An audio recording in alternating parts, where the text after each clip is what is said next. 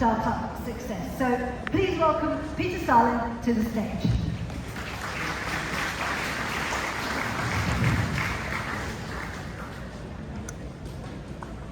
Grab a seat, Peter.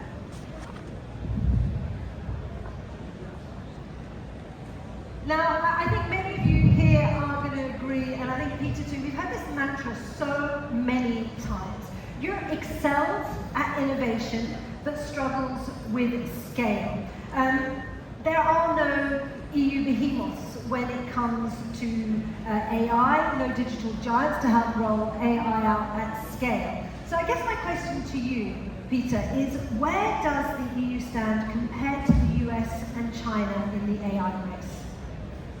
Yeah, thanks. It's good to be here. Indeed, this is certainly the question that's been asked for the past many years. I think you should look at it from many different angles, but oftentimes the obvious sort of, do we have the data, do we have the talent, do we have the compute? I actually think we can tick the box on all of them. We have access to data, we have access to compute. All good initiatives across the world have access to capital because I believe capital is global. Where I do think we are struggling today is, eventually distribution, the reality that we're talking about the single market that does not really exist is actually hindering growth. And then eventually, we know that we've gradually started building these AI ecosystems in Europe. I think there's a lot of things that need to still happen, but Paris is a good example that's already taken the first steps in building an ecosystem around a strong academic cluster, attracting some of the largest R&D players to the region, keeps the talent there, and then eventually, people set up companies like Mistral and H Company and Kyoto and so forth. So, I think Silicon Valley didn't happen in a year or two. It happened in many, many decades. I think we should continue those efforts. And then the other dimension to this is that AI is not only frontier models or frontier AI labs, but it's in the industries, and we do have strong industries. You could say we have strong industrial platforms. And then the question, of course, is, are we doing those bold investments in AI to ensure that they actually win? Okay, that's amazing, and we're going to dig into a lot of those issues, but one question I want to come back to is the question of regulation, because we were discussing this in our last panel, and one of the issues that I thought was so kind of innovative in some respects is that innovation can come from regulation. It can help the EU lead. So where do you stand on this? Could regulation become, Europe's superpower, or could it also be so problematic that it halts innovation? So superpower, rocket charging, kind of transparency, trust, and openness, or really ultimately very problematic? Yeah, I'm not one of the believers in the Brussels effect. Okay. I think regulation it's obvious that we need regulation. We need regulation with AIs. We need regulation with all other technologies that have been developed in different ways, right? Now, I've been sort of part of the process related to the EU AI Act since the very early days in 2017, and I think we've come a long way. I do think there are certain risks still with how we regulate, obviously, but the discussion in 2017 started from how do we regulate methods, techniques, and so forth. It was really about how do we regulate AI. I've never thought you can regulate AI because AI as such is a philosophical concept that doesn't really mean anything, and it means different things eventually in different use cases and applications and industries. And I think that's where we eventually are, in that the discussion has evolved to eventually regulating different use cases in different ways. So it's different to regulate the social media platform, to how you regulate a lawnmower, to how you regulate a self-driving vehicle. But then I think the key question at this point is this last category that was added at the very end of the process called GPAI. How do we regulate general purpose AI? How do we even define? So we kind of sort of spent 7 years or so getting to the current categorization, and then we added this component of regulating methods and techniques. And I think that's really the key question that remains to be solved. What does that imply for model builders in the region? But I would say that the key reason for Europe not having some of the leading frontier labs or only having a few of them is not regulation. It's not regulation. Okay, so that's really interesting. Because Europe does have a lot of strengths, as you were mentioning, your first answer, in its industrial platforms, which are very strong. You've got automotive, telecom, healthcare, life sciences, gaming, and some of those. So, if regulation isn't going to be holding these kind of like enterprises back, what industries would you see can find the most opportunity, the biggest opportunities to lead globally when it comes to embedding AI into their systems? I think the obvious answer is that all. Yeah. But I think it's really important to stress that there's a tremendous opportunity in these different industries that usually taps into a different data modality. And with that I mean that, of course, I believe that frontier models, the chatbots and assistants, general purpose chatbots and assistants will continue to evolve and get better and create more value. But I don't think they will address all the different modalities of the world. And I actually sort of, I am extremely excited about what's coming in the sort of next waves that are already some happening, and many will happen in the coming years. And some of the ones that you mentioned are obvious. It's obvious that we're already seeing, the Nobel Prize last year was awarded to transformer-based models in life sciences, in protein folding. And that's just exactly the same transformer architecture that's being used in ChatGPT and elsewhere. And that is happening across the entire industry. The same in automotive. Self-driving technology is benefiting from transformers. So you have, again, Waymo, Tesla, Wave, and many others making use of, again, similar architectures. And likewise, gaming. You just a few weeks back, Google announced their Gen AI engine that allows you to create games with a prompt. So, and the same, you can just go on with material sciences, with weather models, with tabular data, and so forth. And this is I believe these are the next waves to come. They will come sort of across industries. And as you alluded to, these are some of the strong industries of Europe. So, we have extremely strong life science companies in Europe, some of the world's largest. We have strong automotive companies in Europe, some of the world's largest. We have strong gaming companies in Europe. Now, to me, really the key question is, are these industrial players in Europe the ones that will do the brave investments that it actually takes?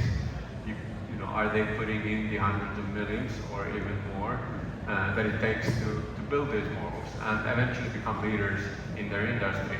The names I mentioned kind of alludes to the fact that the leading companies in the different industries like life sciences, like automotive, and also gaming, is actually the big tech players doing all of that today. So that's so interesting. So if we were to look at this next wave, and we were to suppose that there was the investment that was necessary, what about those barriers that kind of lead to commercialization? Now, you mentioned the digital single market that doesn't really exist in some respects. How can Europe seize this AI opportunity and allow AI companies to scale across the single market? What needs to happen?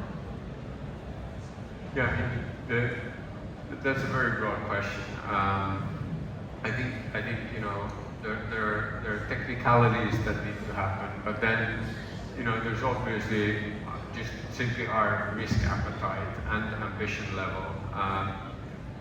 We need founders that sort of go after moonshots, crazy initiatives. How would you compare the EU's kind of risk appetite, for example, to the US and China? Well, I mean, I don't think. I think part of the problem is that Europe is not just one, say, type of risk appetite. So we have differences across Europe. But I mean, the obvious reality is that we don't have the ambition, we don't have the risk appetite that we're seeing at the moment in the US. So how do you foster that? Well, you know, I think we, you know, we the way we have sort of grown into this world is through giants that have a long history, industrial companies that have a long history. I think we're still giving appreciation to that stability and you know, the existing structures. And I think the reality, if you look at the sort of how many large companies have we in Europe created during the past 5 decades? Well, no above 100 billion, except for Spotify that just earlier this year went above that threshold. And then at the same time, all plus 1 trillion companies in the US being created during the past 5 decades. I mean, that requires that we're basically renewing the industries in our region. And eventually, sort of, you know, we should look up to the people that are doing that activity. And that sits very deep in our culture. But then getting really back to the sort of single market question, which eventually is that, you know, that's the requirement we need to have in place. If we think about sort of AI, the way I think about AI is that it's just an ingredient of a product, it's a feature of a product, it's embedded in it, and it's eventually sort of, you know, it allows you to give this 10x experience to your end users, be it an assistant or be it a self-driving vehicle or something else. Now, the key question to all of this is distribution. How quickly can you scale, or can you scale to a very large number of end users? And eventually you need to get to that flywheel, data flywheel, that allows you to collect data and train better models and with that basically provide a better end user experience to your customers. Now, you know, the feedback we're hearing from entrepreneurs in this region is that, and I mean, it's more anecdotal than anything else, but we were just having a discussion with an entrepreneur that basically had raised for a valuation above $1 billion, had the capital, had the talent, had the compute, and so forth, but basically said that, you know, an individual customer in New York is bigger than the entire Greek market. Why would I spend time on a go-to-market strategy for every single European country that requires sort of, you know, everything from adapting to a different culture, adapting to a different language, but most importantly, adapting to basically the regulation or regulatory environment, setting up a new subsidiary, and so forth. And, you know, as long as we are not providing the market that allows you to scale. So eventually, I mean, the choice he made, which I'm not saying is the right choice, but the choice he made was to move to New York and then scale from New York to California. And eventually, it's not that you didn't have the capital, it's actually the opposite. When you get the capital, you also get the pressure to deliver. And then the question for you as an entrepreneur is, you know, where can I find the best environment to scale this company? That's absolutely fascinating. And something that you mentioned right in your introduction, and I'll get you to give a really brief answer because I'd like to get some questions from you guys afterwards, was this issue of compute. Because we've seen how much the US has thrown into compute. I think it was like something like $500 billion in investment for the Stargate project. So how is Europe competing in terms of compute? Well, again, I don't think this is the key reason why Europe is not, say, building the sort of frontier AI labs of the world. But it's obviously important that we have access to compute. It's obviously important that we have access to sovereign compute. It's eventually, I would think that from every European country's perspective and from Europe's perspective, it's important that Europe thinks about where we sit in the value chain. If Europe sits in the value chain in the position where Europe is providing energy and others are basically capturing the rest of the value, it's not a good position. Even though we have, cheap and green energy in the region, and I think, it's just so important that we sit in the value chain further down. It's of course important that we have access to software and compute, and I think we're seeing the build-up happening at the moment. There are AI factories being set up as part of EuroHPC. There are these AI gigafactory initiatives being done, but there are also a large number of private initiatives, outside of the Commission's compute initiatives today. Okay, so that's absolutely fascinating. So there seems to be most of the pieces of the puzzle in place. It's just the distribution issue that seems to be problematic. The myth. Distribution and ambition. Distribution and ambition. Okay, with that, do we have any questions in the audience? If you do, yes. There's somebody in the front here, if we could get a microphone.